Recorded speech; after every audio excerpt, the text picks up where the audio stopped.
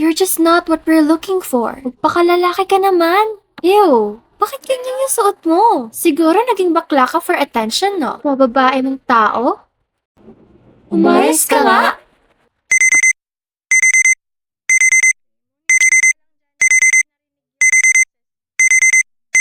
Jello!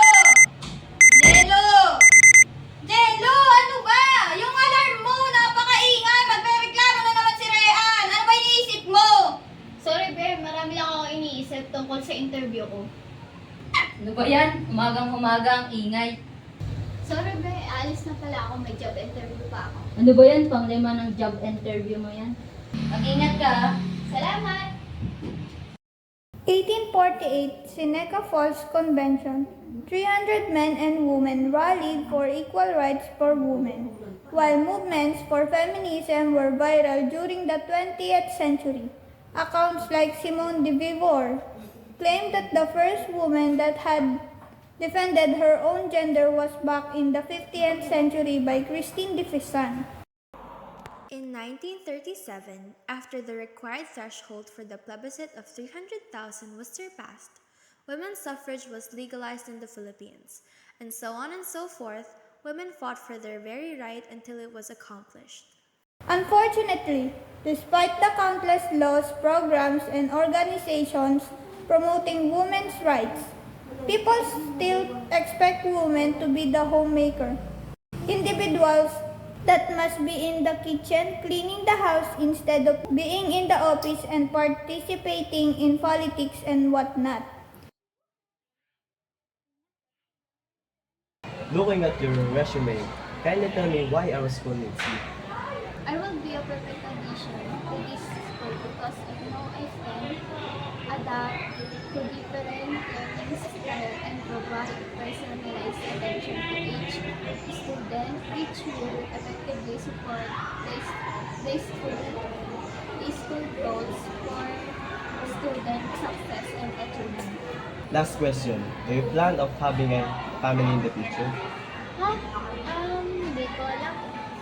Our school is understaffed and we don't have enough employees to cover any maternity leaves. Anyway, I love your enthusiasm, but you're not what we're looking for. We need someone who can take challenges like a man. We'll give you a call if there are any openings for you. Okay. I'll wait for any announcement regarding my hearing. Very well, you can leave now. Like a man. Ano naman ibig sabihin niya ron?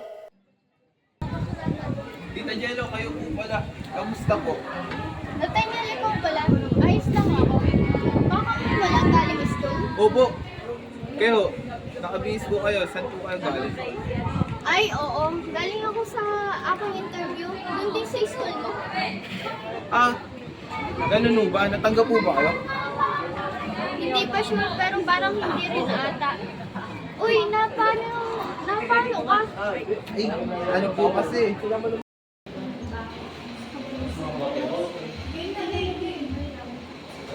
Ito yung bawal sa pagkuha sa kanila.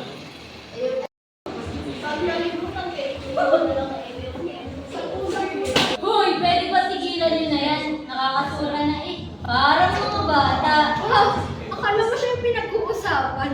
Assuming much. I know, right? Mas bagay ka pang maging sakap sa mga balikin kaysa sa akad mo.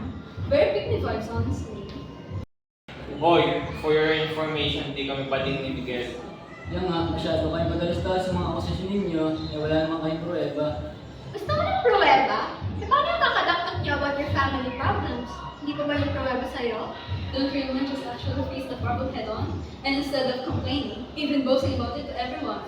Tsaka, konting sabi lang, umaaray na agad. Tapos tambay ng tambay with the girls. Hindi mo naman chumechempo lang na magka-jowa. Pero femi na siya. Ah, ganun. Pati babae ang kawain. Ganyan ba? Ang ng lalaki. Kaya yan, problema sa inyo. Nervous ka agad, hindi sa nadaan sa matinong usapan. Eh, wala naman kasi sa lalaki o hindi. Nakakapikot lang kasi mga ugali yung mga babae na walang modo. Ah, ganun! Tapos hindi ka na lang gumante. Hindi hindi, gamang pumatanaw sa baba. Eh di, mas lalo akong napag-initan ng classmate at teacher namin. Ganun ba? Gusto mo bang magsumbong sa mga teacher? Ha? Dad mo na lang sa basher. Sigurado ka? O sige, just tell me. If lumala, magsasabi tayo. Sige po.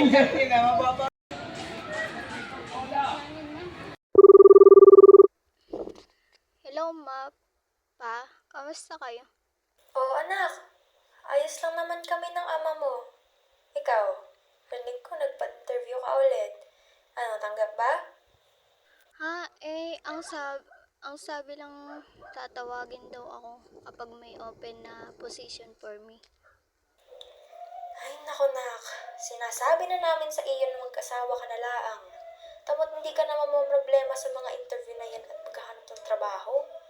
Tingnan mo yung ate mo at may asawa at anak na. Ma, sinabi ko na rin naman sa inyo, hindi pa ako ready na mag-asawa. Kaya ako mamuhay na walang mga ganun. Anak, wala rin namang masama sa pag-aasawa. Back in my day, mas madaling mag-asawa kaysa matanggap sa trabaho. Ayos lang naman yun. There's no harm to it. Oo na, Ma, bye. Hoy! Ano ba yan? Despite everything that's happening, everybody still has their own battles to fight. Pwede na, ito lang ilagay natin. OMG guys! Sorry I was late. So, para sa PPG natin role play for the judicial power ay jail or people. So, para sa opening sequence natin, ayaw natin mga for trials, ganyan, na mag sa ano. Wait. Ba't kasi, pinagmitingan na namin yung kaganina. Ba't kasi paulihin? Ayun, nako, mga babae nga naman. Women can't lead, di ba?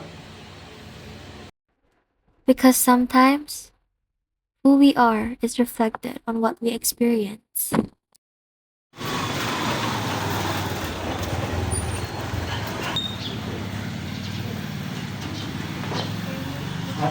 Oh, ba't ngayon ka lang umuwi? May group work kasi kanina. Natagal na. Nagibala ka. Ay, may extra ka na ba dyan? Di ba bayad tubig natin eh? Nagpinili mo ko kanina umaga, nilagay ko po sa lamesa. Ah, yung ba naipang maintenance ko ng motor. Sorry. Yan naman! Pero ako yun! Pinagtrabahuhan ko yun! Ano bang ginagawa mo sa sweldo mo? Ano, dinagastos mo sa babae mo? Hoy, huwag mong pagsalita ng ganyan ng kuya mo. Siya naman yung may trabaho ah! Bakit sa akin lagi nakaasa? Wala kang respeto sa kuya mo. Ganyan naman kayong lahat. Now tell me, where do we draw the line? Do we really have to do unto others what is done unto us? When people talk about gender equality, the first thing that comes in mind is the acceptance of women in this society without a hint of discrimination, as well as the acceptance of LGBTQIA+ community, in which we will discuss later on. However, there is also need to discuss the acceptance of men. Over the years, men have been seen as the greatest oppressors in every society, so much so that not an inkling of their own hardship are heard even now. Being the people that are deemed to be the strongest and much more capable of the two sexes, people expect more work to be done than complaining. In essence, men are treated as some violent and aggressive beasts in flesh, something that, while their voice are starting to be heard, need great work on. Be, alam mo na ba yung about sa isa nating classmate? May jowa close na daw. Ha? Hindi nga. Huwag mo sabihin sa pineapple yun. Siya nga yun, tamo, napaka-FM ni classmate. Tas bakla rin naman si Pineapple. Sige naman sa daan, pararay. Lamya. Mapakla talaga. Dapat dyan, i-face out. Excuse me, anong sabi mo? Nag-sorry na nga, di ba? Siguro, kaya kayo bakla kasi wala nagkakagusto kayo ng babae.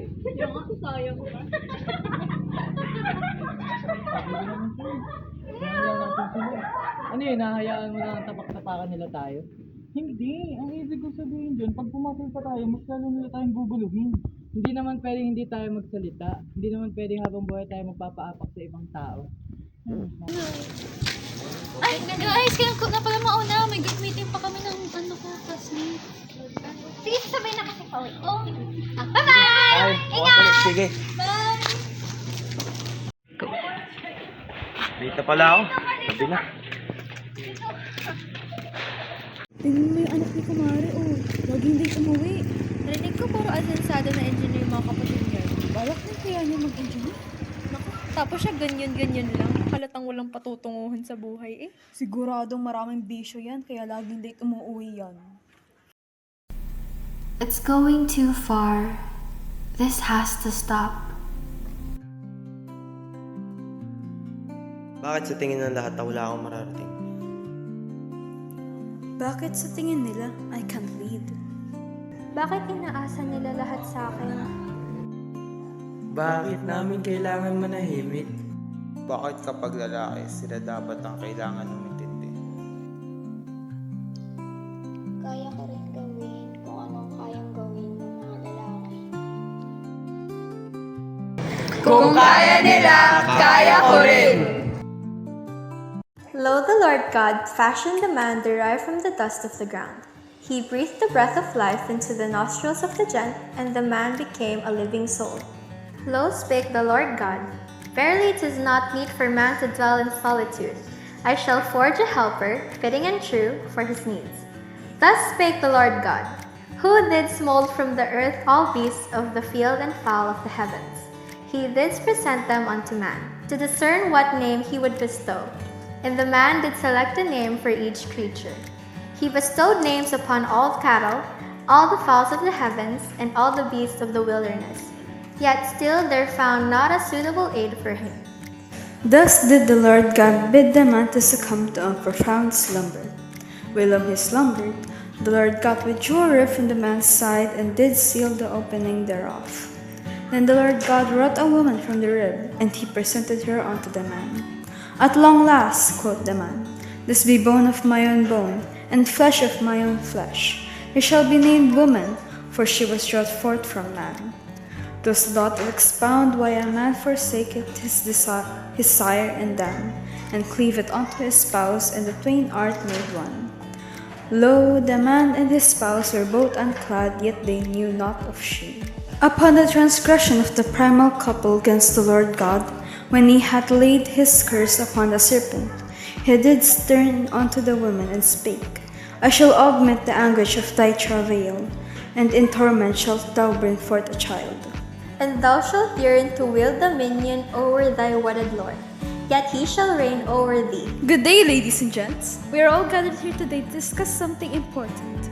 Gender equality, as the majority knows it, is a fundamental principle of justice and fairness, a concept that must be upheld for an inclusive society. However, it isn't just about equal rights. It is about equal opportunity, representation, and equal treatment across every society for every gender there is known. We must come together to break the glass ceiling, to break barriers and stereotypes, eliminate prejudice and discrimination, and challenge the status quo. And together, we can work towards a diverse and inclusive society for all and support one another. Now, Let us stand side by side and work towards true gender equality.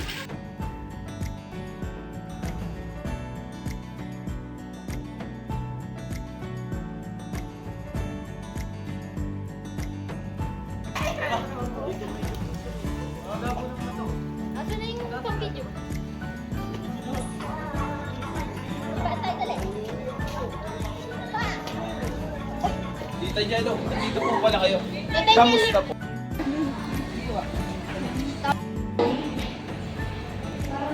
Walang modo. Women country. Nice.